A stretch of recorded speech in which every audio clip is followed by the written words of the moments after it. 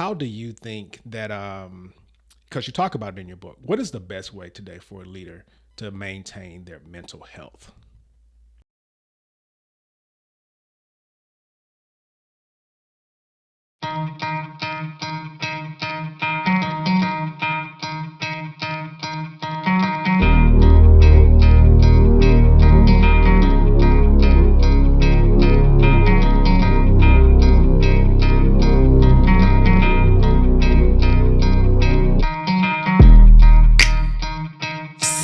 Sensation Nation.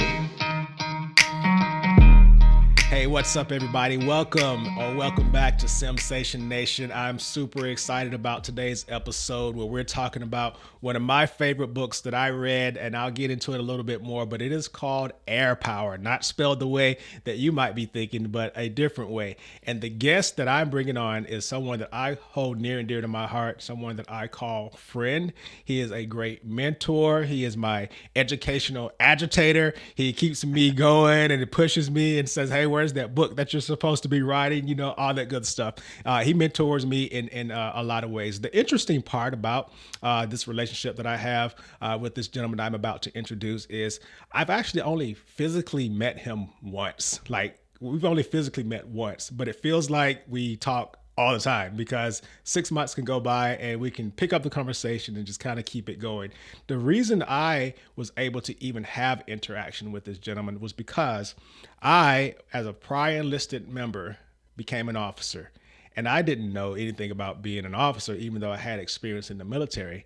And I just happened to stumble across the book that you see behind me, and it's 8 Basic Habits of Exceptionally Powerful Lieutenants. And I was like, oh man, this is really good. And it's teaching me how to actually be a good officer without any biases.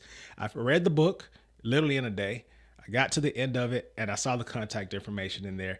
And when I saw that contact information, I reached out to him and said, hey, I really liked your book. It helped me. Next thing you know, I ordered an entire box for all the junior officers on my base, and we did a mentoring session and all this history from there. So without further ado, ladies and gentlemen, I want to welcome to the show Bob Vasquez, Chief Master Sergeant, retired. Welcome to the show. Hey, brother, how you doing? Man, after that huge introduction, I don't think we have time for any questions.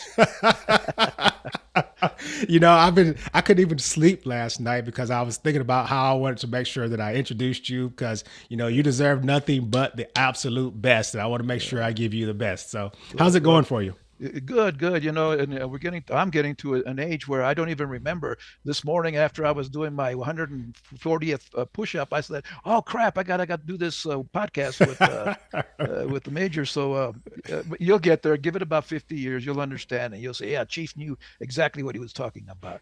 That's a, I tell you what, it's a blessing to be awake, man. I tell you that. I believe it, and the fact that you said you woke up doing all those push-ups this morning, I feel subpar. I need to step it up and I need to step my game up a little bit. Man, you should have never quit. You're a Marine, man. I thought Marines did like 150 an hour or something, every 15 minutes. Well, from time to time, I get caught sleeping at the position of attention. The alarm clock goes off. I do a left face and I, turn off the alarm and all that good stuff. Yeah. So listen. You still use an alarm clock? Oh. I quit using an alarm clock about 30 years ago.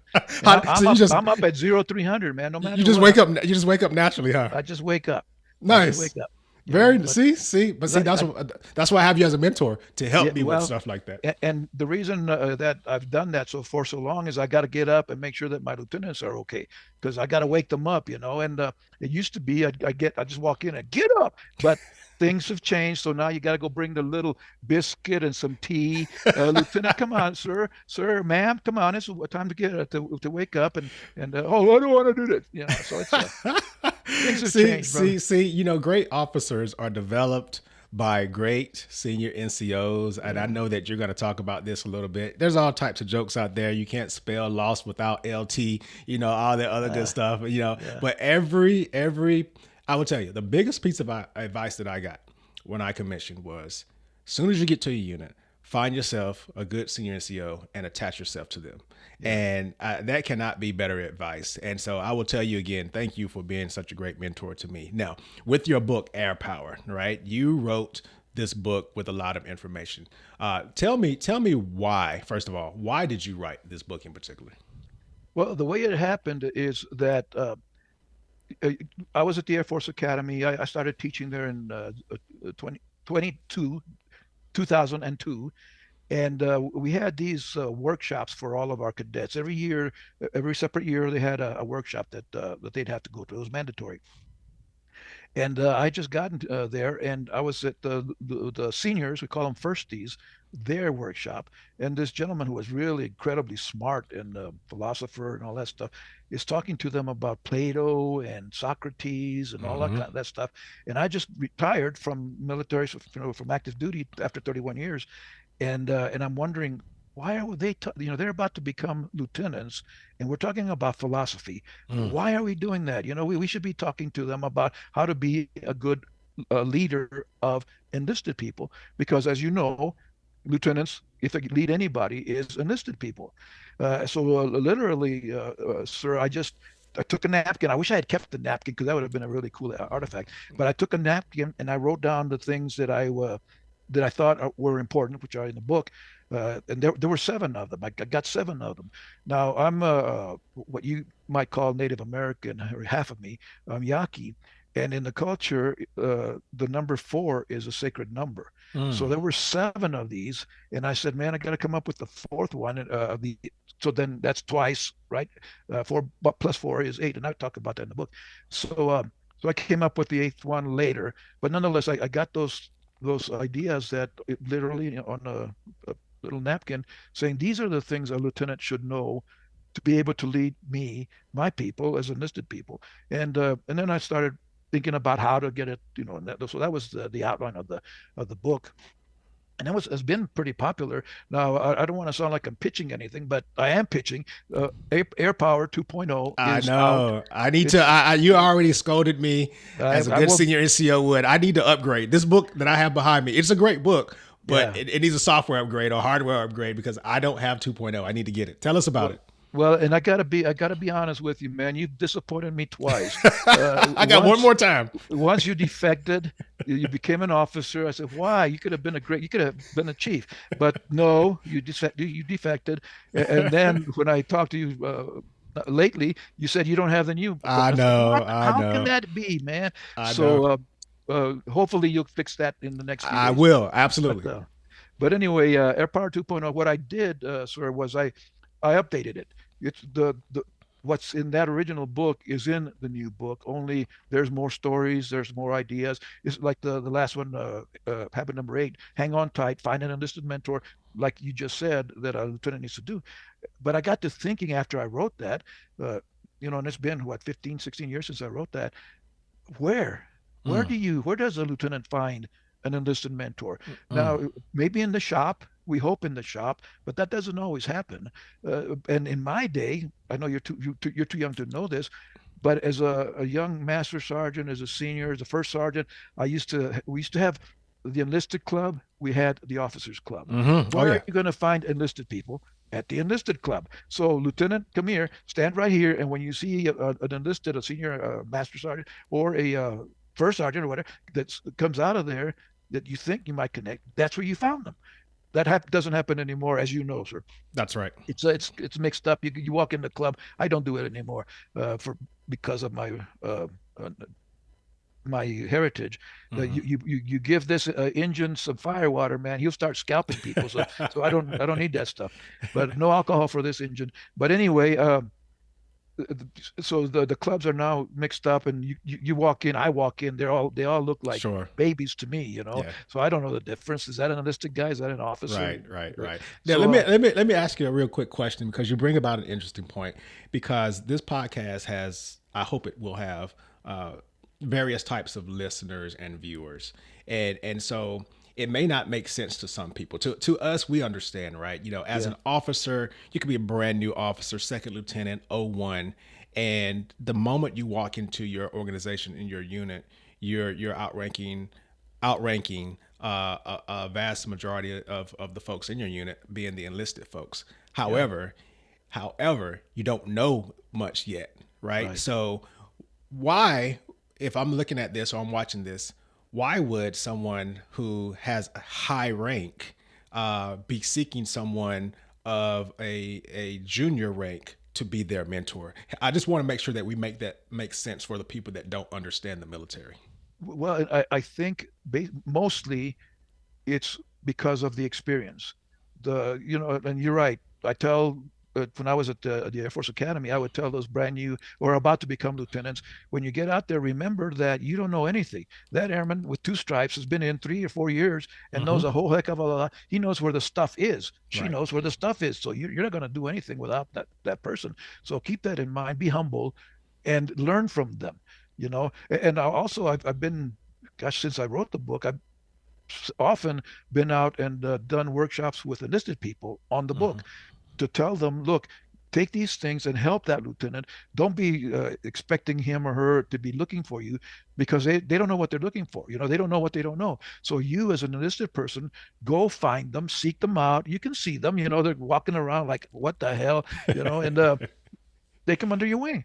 Right. Get them, That's give them right. a copy of the book, and this is a good start. It's not all there is to it, of course, but Of it's a good course. start.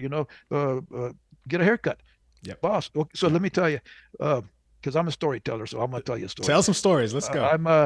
I'm in my little cube at the Air Force Academy, and the cadets, when they graduate, get 60 days of leave.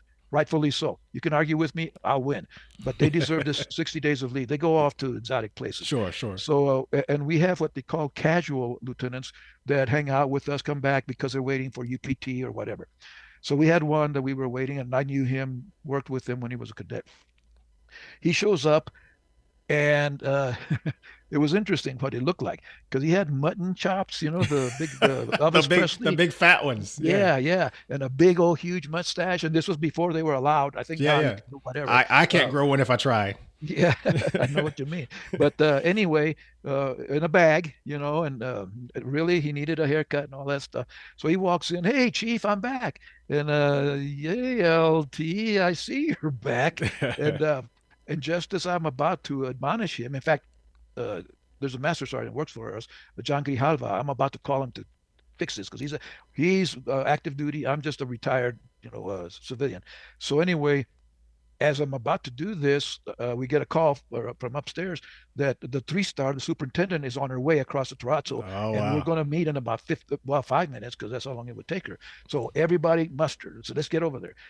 So we don't have a chance to get over there, other than to get over there. So Hmm. I don't get a chance to correct him. As she walks in, 3-star, walks into the room. Guess who's right there? The first person, Oh, gosh. this lieutenant. And he's smiling, it's his first day back on active duty and all that kind of stuff. And she looks at him up and down, and she says, nice mustache. It And wasn't she a said, compliment. well, he didn't realize that. So he's still beaming. We sit down, we do the meeting. After the meeting, we're walking out, and he says, did you hear that, Chief? She said, nice mustache. I said, LT, that's not what she meant. That's not what she meant at all. Not at That's all. And right. and I called the master sergeant, Grijalva, come here. Is this in rig? Ooh, ooh, he was a cop. Ooh. You could feel the tension. Yeah. And Yeah. and he corrected him. He said, LT, you need to go shave. You need to get those things off. You need a haircut, blah, blah, blah. And he did. The LT was good enough. He just didn't know any better, like I said. Yeah. And we corrected him. He had a chief helping him. He had a Of master course. sergeant helping him. Good. He was stellar after that, because he just didn't know any better. That was So because of your mentorship, though. well, yeah, sure, sure. Because But if you think about it, like, there's a huge difference. And I know I'm stating the obvious here, but there's a huge difference between education and experience. Now, I say that, but I also want to make sure that I touch on the fact that we need to make sure that we clear the assumptions that enlisted people don't have the education. correct. Enlisted folks will have the education and the experience in Right, most cases. It's right, kind of like a manager of some factory or something, right? You've got this brand new manager who just comes in with this education and they're running the factory, but you've got folks that have been in the factory, literally running the factory for years. right, So the manager doesn't know right. anything, so we have Correct. to make sure that we rely on the appropriate mentorship, as junior Right. officers. There was also a portion in your book. You had lots of words of wisdom in there, and some starting points for discussion in there. And I would imagine in 2.0, once I go get it, it's probably very similar. Yeah. And you had a question in there that said something like, "Am I being a thermostat?" What does that mean? Well, there's in the illustration that I use, and this is from one of my friends. Uh, there's a thermostat and a thermometer. Your choice is to be one of those things. A thermometer tells you what the temperature is. Assesses the environment. That's how I put it. And there's value in that, especially if you don't know. But the thermostat controls the environment. You have a choice, especially as a leader, whether it's in the military or not. You have a choice of whether you're going to tell people that it's hot, or and really the term that most people would say is it sucks. You know what? I don't need you to tell me it sucks. I know it sucks. We don't have to discuss that. We all know it. Or you can be the thermostat and say, it may suck, but let me change the temperature. Let me change the environment. Let me do things to make it better. Right. And people, followers will accept that and they'll follow that because you're interested in making things better. It's like you've heard, boss, people don't like change. That's stupid. Otherwise, we would stay the same. We would never progress. We would never it's dumb. We Sure. do. It's not that we don't like change, is that we don't like to be changed. Oh. We don't like somebody to come and tell us from now on, Major, you're gonna have to wear a mustache. But boss, I look really bad because no, from Right. now on, we're all wearing mustaches. That would suck, Right. right? Absolutely. Literally. And but the thermostat would say, hey, let's change the environment. How do we change things? How do we change is different. Progress Oh, is better. I like it. I Let's go for like it. progress. Let's change this. Oh, and progress is going to probably require some change. Let's change this. Uh, we don't really want to do that because we've done it this way all this for Mm, 30 years. mm. Let's make it better. I'm in. Oh What man. do you need? What do I need to do to make? Because now we've got a different perspective, a different vision. Not just I don't know about you, and I know your lovely bride is a wonderful lady, but if she comes in and says, "Hey, let's just move the furniture," okay, you'll do it because otherwise she'll kill you. But Of course. but you're not going to be all in for that. Right. She may come in and say, "Hey, how about if we had the ambiance is different, whatever. There's a better reason. It's better if we Right. do it this way. Every time you walk into that room, you hit your knee on the sofa. How about let's get a new sofa? There you Okay, go. Right. baby. Right. You know what Right. I'm Right. saying? Right. That's Right. progress, not just change. Yeah. So I think that thermostat thermometer thing, that's where the value is, that you can just tell people it sucks and nobody will care. I like Or it. you can talk about helping them, asking them, especially a leader asks, boss, not tells. A manager tells because a manager is expected to do things to make processes work, Mm. all that kind of stuff. That's management. But a leader is going to ask. One of the most important questions a leader asks is, "How are you?" By the Oh way, yeah. I'm going to write a book because I Mm. started writing this book like you about 10 years ago, and it's it's called Four Questions Leaders Ask. Now, when you see the title, you're gonna say, "Wait a minute, he misspelled four," because it's FOR, Mm. and there's a reason, because it's focused on relationships. Mm. Mm. Four questions focused on relationship Mm. questions that leaders ask. Now, what's missing is you. Get it? FOUR. FOU. I You love it. get it? You get it? See, Okay. you're just like schooling me here, and I'm just like, man, this guy, he's like a whole new level, a whole new Yeah. level. I like the fact that you even bring up the fact about the relationships aspect, because you had another point in your book about, it was actually a question that you posed, like, how much do I know about my troops' families? And so this is just, the more we talk, the more questions that come to mind, and so I want to ask you a question that literally is occurring to me right now. How do you think that being an extrovert versus an introvert, and in my opinion, neither of them are bad, but how do you think one can be of benefit, one can probably be a disadvantage when it comes to getting to know your troops and their families? Because more introverts would probably, I don't want to talk to people, that kind of thing, right? So what's your thought on that? Uh, uh, uh, I'm an IMB. What is it? MBTI. Sorry, Yep, MBTI. MBTI. I've been an instructor. I'm certified and all that kind of stuff. Not certifiable, but certified, and well, certifiable too. But anyway, uh, in that learning to do that and the way I teach it, we all have a little bit of that, but in particular with MBTI, it's that you prefer to be introverting you or extroverting. You Mm. just prefer that. That doesn't mean you can't do it. I worked with, in fact, the person that introduced me to MBTI. She was my boss at Ramstein. I was the deputy director for family support, and she was the director. And she taught me this stuff, and she got me certified.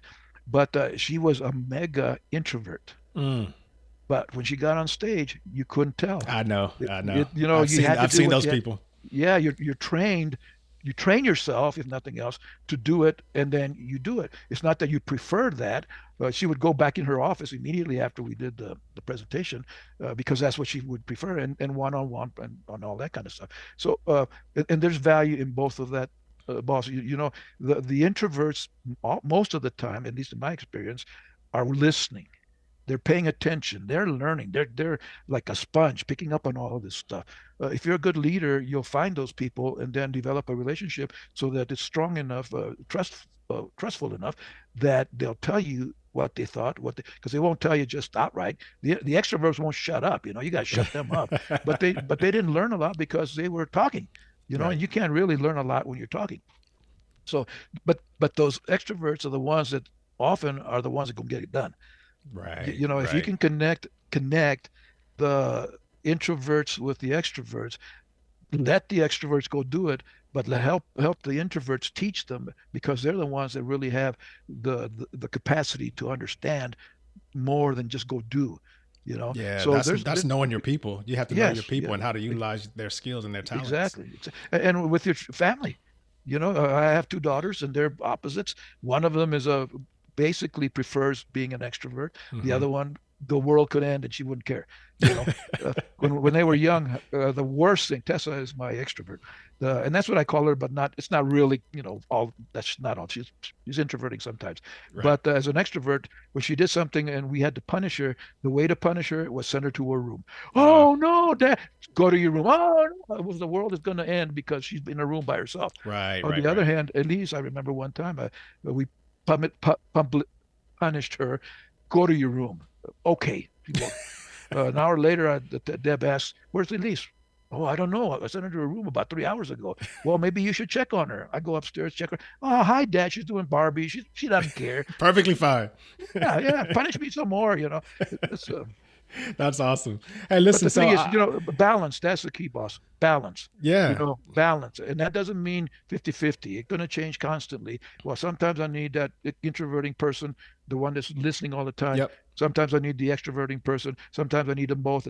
So Yep. it's balance. Yeah, I can relate to the scenario you mentioned earlier about getting on stage and you can't tell, things like that. I think that's a good example of transformational leadership, and that's not necessarily, in my opinion anyway, changing who you are. But I do feel like sometimes we have to be a chameleon and read the room, know what kind of people you're leading, because even when we're, doing, I like to say, corrective actions sometimes versus punishment or discipline in some cases. But sometimes when we do corrective action, we have to know that one size doesn't fit all. Like, I know I'm the type of person where I'm going to beat myself up more than anybody else can, Yeah. right? And you have to understand the kind of people that you're leading. And so I consider myself to be an extrovert with introvert tendencies. I can get out there and do all this good stuff like the stuff we're doing right now, but I'll need a nap later to recharge my Yeah. battery, Yeah. that kind of Well, thing. from what I hear, that's old age. Oh, yeah, that's exactly what That's it what I is. hear. I don't know. But I like to tell people I'm not old, you're just young. yes. But again, even with the balance, that is situational. Hmm. Like I worked with a chaplain, a retired chaplain, Greg Tate, love him dearly, but he always kept saying that Chief is really an introvert, and I'd always tell him, well, doing what I did at the academy, I had to be in front of the cadets, I had to be an extroverting leader and all that kind of stuff, instructor and all. Yeah, but when that was done, I'd come home and Deb would tell me, it's funny because you love being around people, but when we Hmm. come home, I know my neighbors. I don't really hang out with them. I don't want. This is my place. This is my where I recover from all of that stuff that I do out Hmm. there. Hmm. So it's a balance, and Sure. and even when I go on the road, yeah, I go out to speak and workshops and all that kind of stuff. But at the end of the day, I want to be by myself. Absolutely.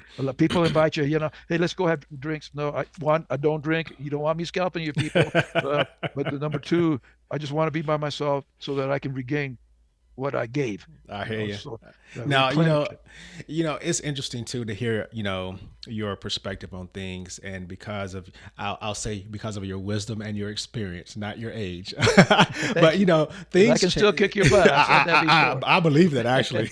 So things change, people change, times change. I'm sure you've seen the spectrum of things, like people going, "Oh my God, these young people don't understand how it used to be," and then you've got the people that are probably like, "Oh, you guys just don't understand the new times," and it's kind of like one different perspective from another. With that, I would imagine, from what I can tell, there's a lot of pressure. We're talking about how to be a good lieutenant, right? How to be a good officer, how to be a good leader. But I feel in today's times, not to say that there weren't back then, but I think there are different pressures today to lead. So with that, how do you think that, because you talk about it in your book, what is the best way today for a leader to maintain their mental health? Well, and we several years ago, and I learned this from Dr. Stephen Covey decades ago about the four pillars, the physical fitness, mental fitness, emotional fitness, relationship fitness, spiritual fitness. There's four. That was five, but I don't know how to count. Anyway, again, going back to balance, sir, you have to do all of those things. You have to maintain that balance, but that doesn't mean 25% each for four of them. Sometimes, like I just said, it's 30% here and 20% over here, 10% over here. But the more you uh, invest, and it is an investment, especially as you get older, you're going to understand this. The more you invest yourself in those things, the better you'll be, and be able to balance them. Uh, One of the and I retired, two retirements Hmm. last February, not this past one, but in 22. And I need to borrow some since money from you because you're getting like several checks. yeah, shut up. Uh, the One of the good things about it is that I've been able to do more of what I couldn't do, but I needed to do before, Sure. and that's I work out physically 6 days a week on average for about an hour and a half every day, Mm. and I don't. Well, I don't know what's 40 times 4 is 160 push-ups a day when I do that, alternate, and then I Hmm. do other things. But the physical fitness part, I have to maintain that, or else it'll atrophy, man, and Mm. faster than you can even imagine. All of Yeah. a sudden, you're hurting for this and that, and you go to the doc and the specialist, and they'll tell you, well, maybe the core, you got to do the core stuff, the sit-ups and all that kind of stuff. Well, if you don't, it's going to hurt, because Right. it's all connected. Right. So mentally, I read 100 books last year. Mm. Uh, Ooh. Spiritually, I pray all the time.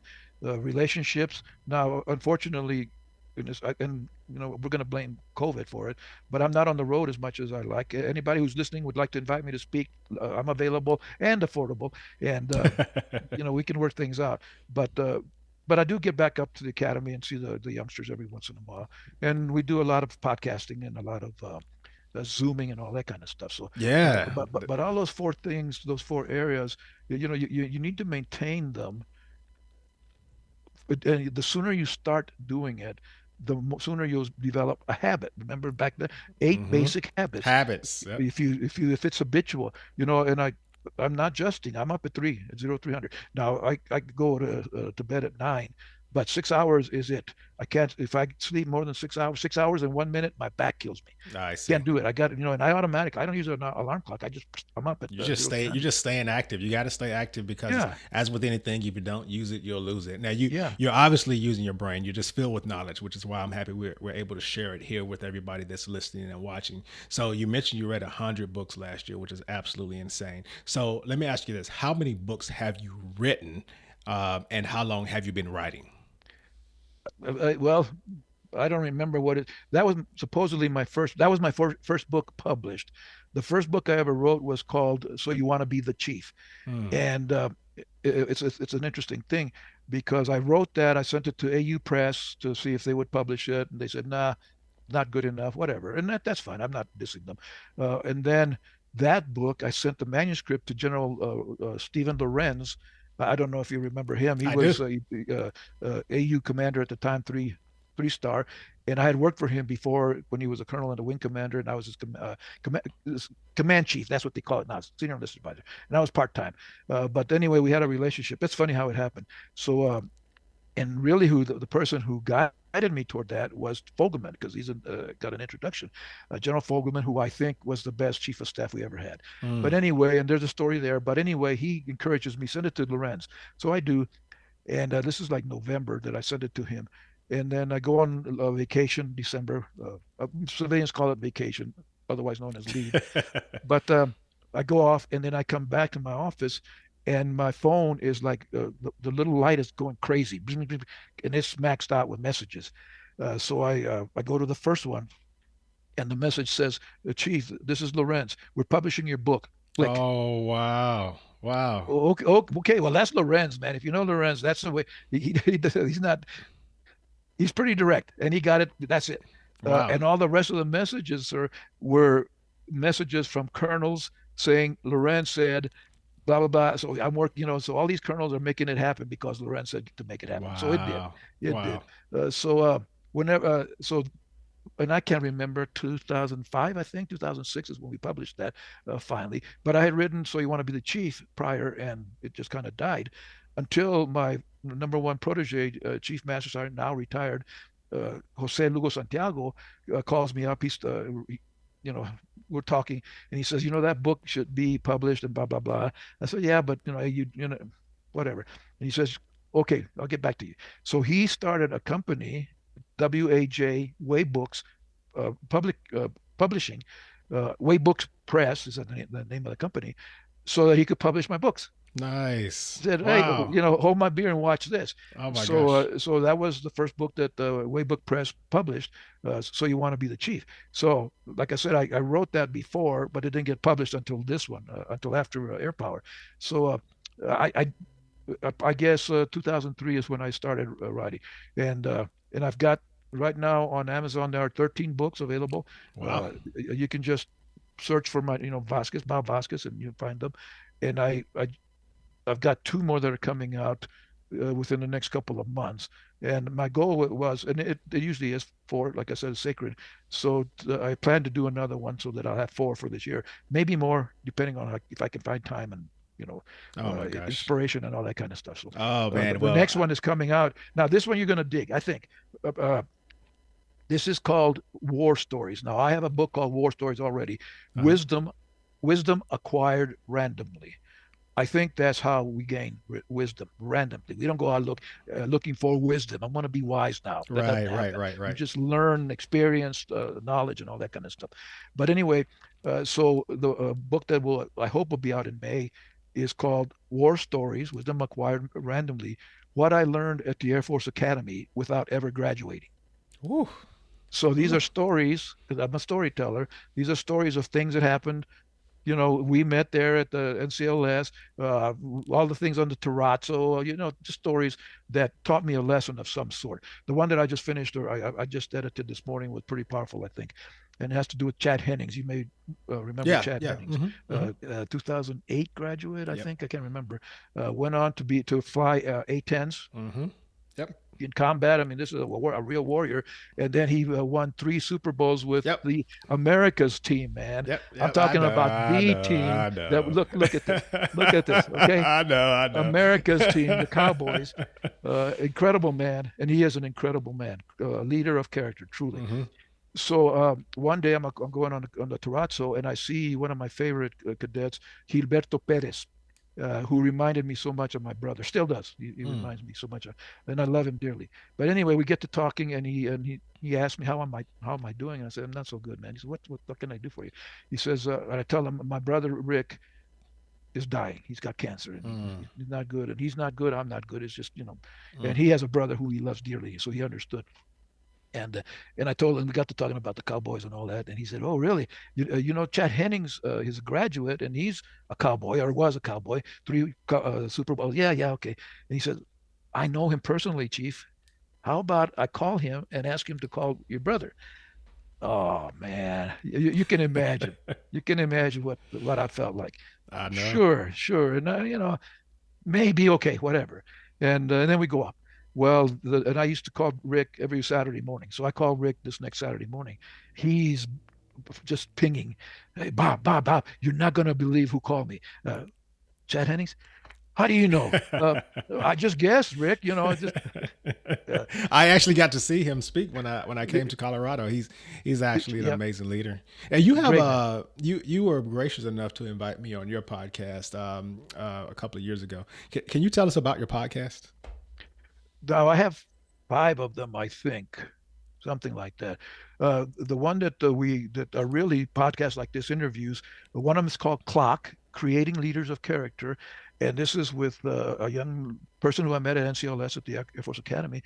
She's 20 years old. She's a junior at Texas University of Texas at Austin, and she was a CAP, a cadet, Civil Air Patrol cadet, and we wrote a book. We co-authored a book a couple of years ago, and we talk about, because like I said, she's 20 years old, and up and coming leader, and I'm an old leader. So as you were talking about that a little while ago, she provides the new experience. I provide the old experience. Mm-hmm. And that's the conversation, and you can find it on Apple Podcasts, CLOC.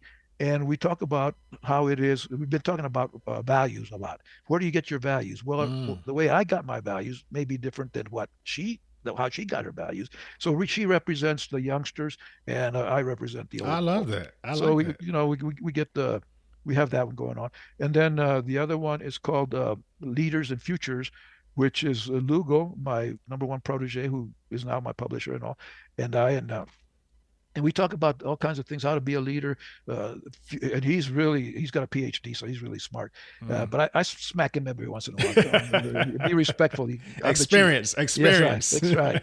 That's right. And what I enjoy about that, and people who listen tell me, we banter. I think that's the term. We banter because we don't agree on everything. In 2 weeks there's one that we almost argue because I say this is the way I think it is, and he says Hmm. no, this is so, which But is that's good though. That's just good different though. perspective. Yeah, It's different perspective. healthy conversation that I Yeah, think can get to a conclusion that will help yeah, somebody one way or the other for yeah, sure. So let yeah. me ask you this: so with all of this knowledge, we obviously cannot capture all of it in a podcast session, but can you just tell the people how they can find you, where they can purchase your books, what is the best way, what best platform for people to contact you for advice, mentorship, whatever it may be? The Amazon.com is obviously the number one place where you can find all of my books. Now I do publish on Apple Books as well, and you know most people buy Kindle books and all that kind of stuff, which is good, but Apple Books is, oh, it's cool, man. It looks better. It's just it feels better. I I read my books on Apple Books. Okay. So just those are the two major platforms, and my website is bobvasquez.com. Pretty simple. B-O-B, backwards or forwards. You can spell it however you want. B-O-B-V as in Victor, A-S-Q-U-E-Z. bobvasquez.com. And there's an email in there. And my email address is bobvasquez@bobvasquez.com. I picked that specifically so that I wouldn't forget it. Not that I'm older. It ain't old age, man. It's the altitude. It's just because But you got so much knowledge in there. That's all. I do, yes.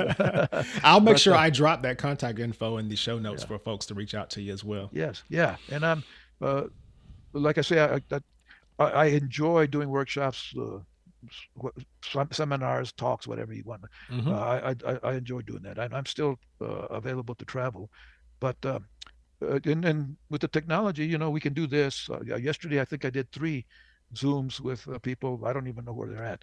Arkansas, DC, and Shaw Air Force Base. All So over the place. yeah, and but Mr. here's the deal. Worldwide, everybody. This is Mr. Worldwide right Yeah, yeah, here. Pitbull. We high tech will never replace high touch. Ooh. It will never replace it. There's Mm. something in spiritual, that fourth pillar, the spiritual part of being together. And but did you mention it, or you said this before?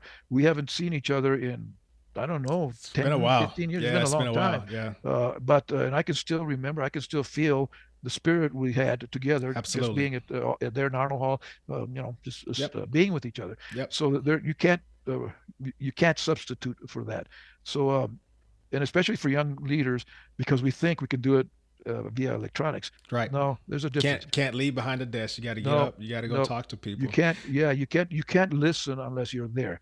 That's You right. can hear, but you can't listen because the listening process, and you probably know this because you're going to the school, but the communication process we say is like 95% nonverbal. Mm-hmm. That's yeah, I can see your eyes, I can see you nodding, all that, Yep. but that's not the same as feeling That's right. what's coming through.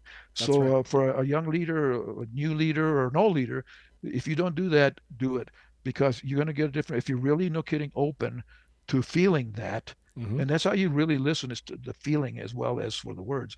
But there's a difference, Absolutely. and I call it spiritual. That spirit, we all have it, and we exude it somehow. And if you're a good leader, you'll be able to feel it and then go with it. I mean, at the academy, we used to, I think, the seven deadly answers is what we call them. They can only answer as a 4th degree as a freshman this Mm-hmm. 7 ways. Number 3 is no excuse, which is my favorite. But I'd go ask them, so how are you doing? Uh, Outstanding, sir. That's one of them. No, you're not. I can tell you're not. Don't give me that crap. How are you doing? And after you break the uh, the ice a little bit.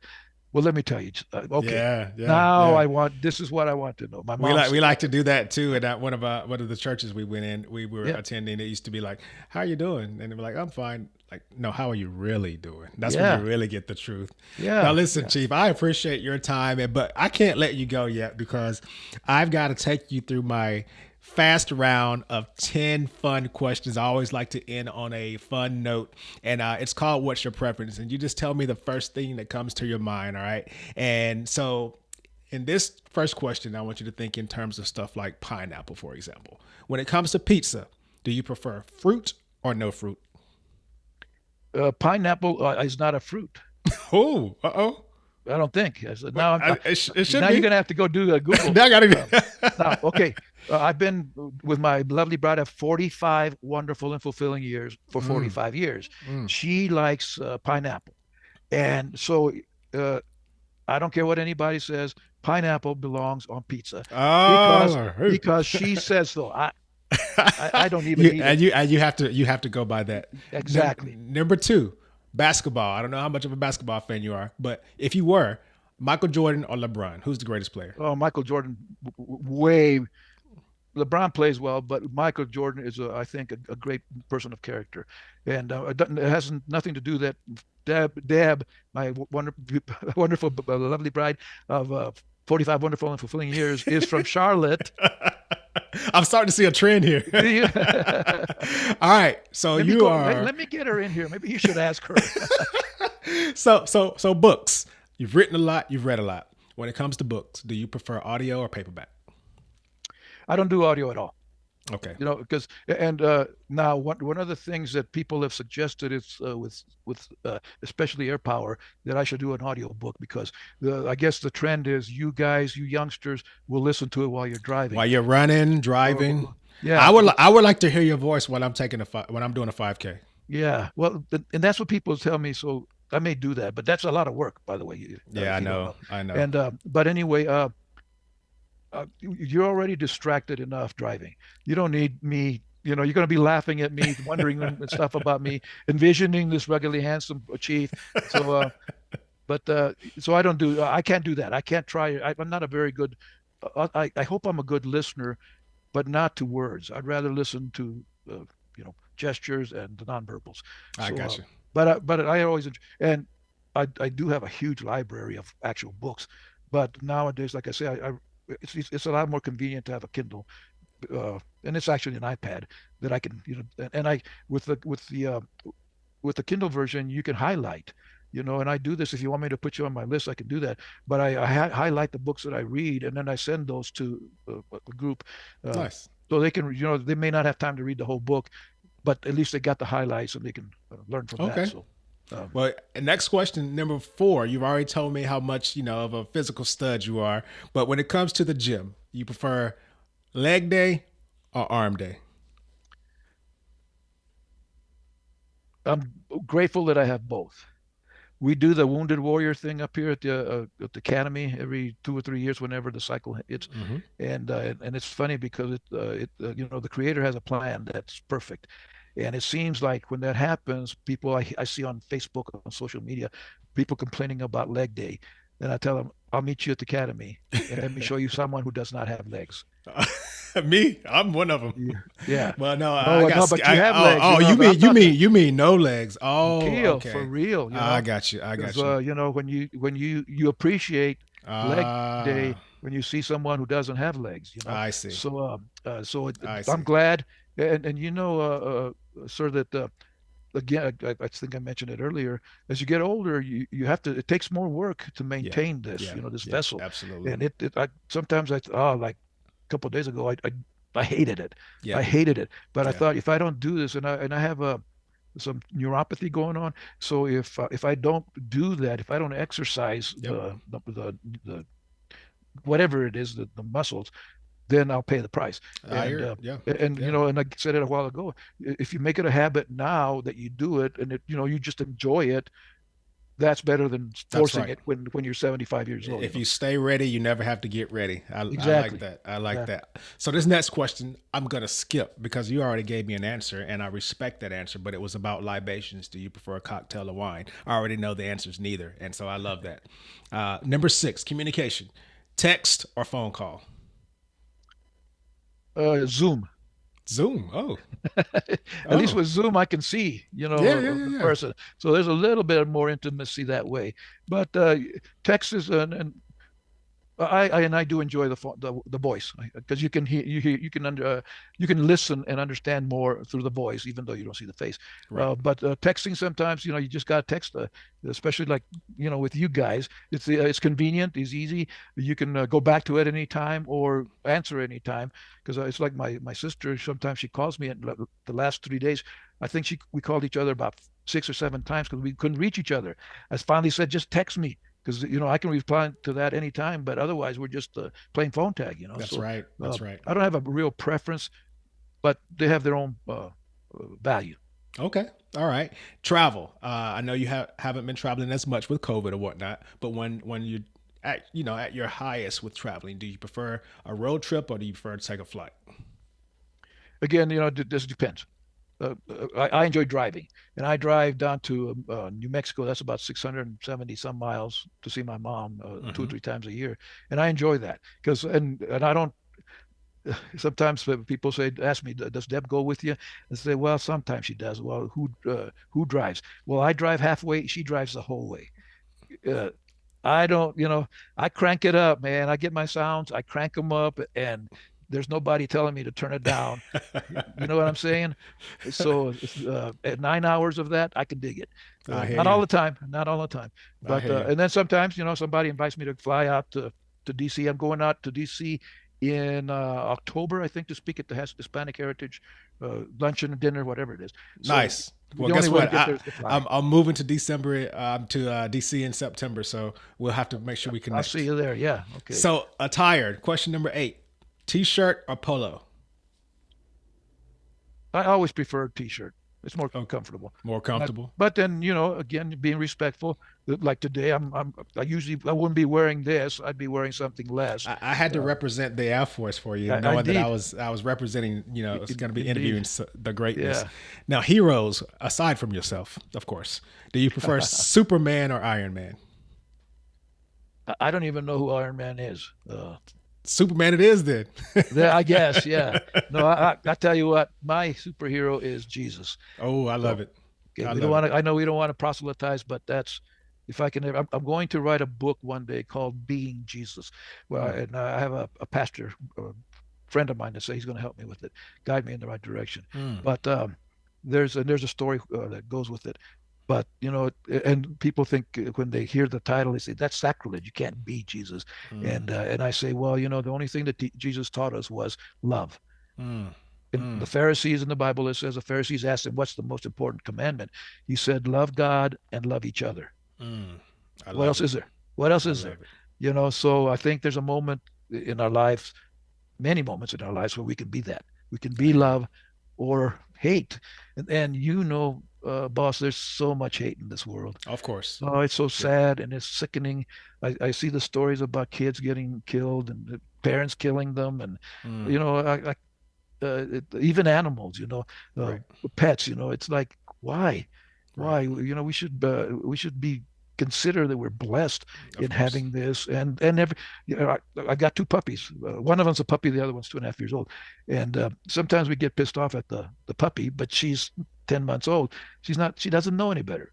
And I got to remember, this is a soul that the Creator has brought here, and I suspect maybe to guide me, Right. because I've never connected with a pet like I connected with her. Right. And when she pisses me off, it's like, no, no, All right. So, Well, well, without anyway, very, it's about without, love, man. it's Love. always about love. And then that takes me to my very last question. Love, for the love of music, do you prefer vinyl or digital if you had to choose?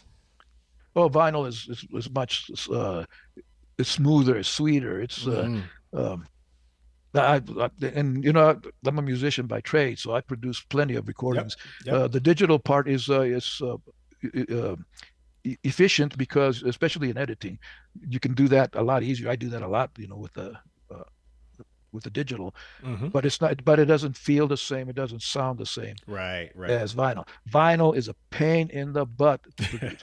It is. It I is the imagine so. those that are, and I guess it's coming back from what I It understand. is. I've got my collection. I'm starting to build up. I've got a Yeah, record player and all that good stuff. So yeah, I think that's some good quality sound. Well, Chief, let me tell you something. I just want to take this opportunity to say thank you for spending time with us on Sensation Nation. I know you're a busy man. Everyone is wanting your mentorship. They want you to be in multiple places, but for you to take some time out with us to share your knowledge and wisdom and give us access to your life and your writings and just your thought processes, I think it's been amazing for me, and I hope that it's been the same for the folks that are watching and listening. So, Chief, I just want to say thank you for taking some time to spend with us. well, thank you for the opportunity, and I do make myself available as much as I can. So if whoever's listening, whoever's watching, if you need help, let me know. And I may not be able to do it, but I can guide you towards somebody else that does, that can. And because Awesome. we're all in this together. Yeah. That's right. God bless Hey, you, man. thanks a lot. God bless you. And until next time, y'all, I'm out. All in.